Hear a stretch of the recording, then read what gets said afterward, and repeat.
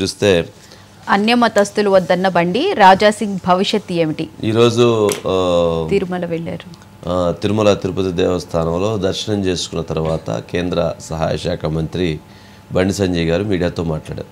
ఈరోజు ప్రత్యేకత ఏంటంటే వారి పుట్టినరోజు.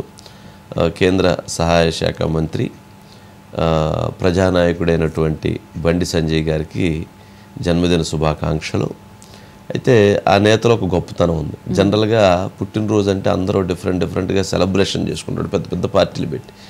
అట్లా కాకుండా ఆయన పిల్లలకి 11,000 సైకిళ్ళని పంపిణీ చేయించేటువంటి కార్యక్రమాన్ని శ్రీకారం ప్రారంభించి అనంతరం తిరుమల వెళ్ళి దర్శనం చేసుకొని అక్కడ ఆ సందర్భంగా 2 కామెంట్స్ చేశారు.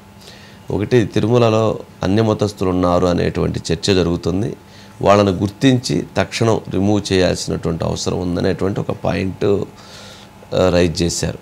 ఇక సెకండ్, అదేవిధంగా కొండగట్టు వీటికి సంబంధించినటువంటి వాటిల్లో నిధులతో టీటీడీ నిధులతో అభివృద్ధి చేయాలనేటువంటి రిక్వెస్ట్ కూడా చేయటం జరిగింది. సరే, 2 మంచి నిర్ణయాలు.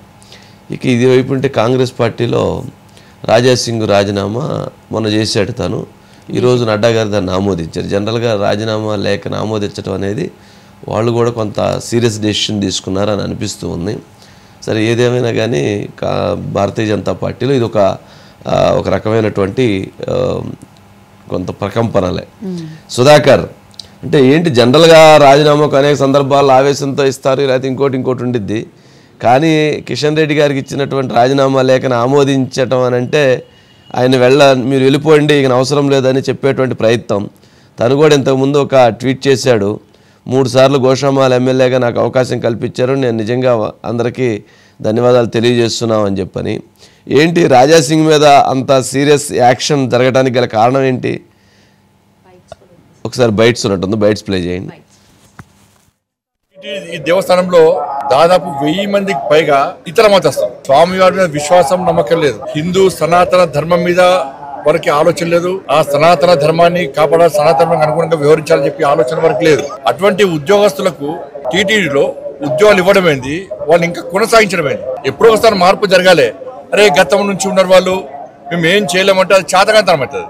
ఒక మసీద్కి చర్చి పోయి ఒక నామం పెట్టుకొని నేను పోతే ఉద్యోగం ఇస్తారా, నాకు రాణిస్తారా నన్ను? అరే మసీదులో చర్చిలో మాత్రం ఇతర హిందువులకు అవకాశాలు ఉన్నాయి. ప్రభుత్వాలు మారుతున్నాయి, పాలక మండళ్ళు మారుతున్నాయి, కానీ పద్ధతి మాత్రం ఇతర మతాలు తొలగించడం మాత్రం మారతలేదు.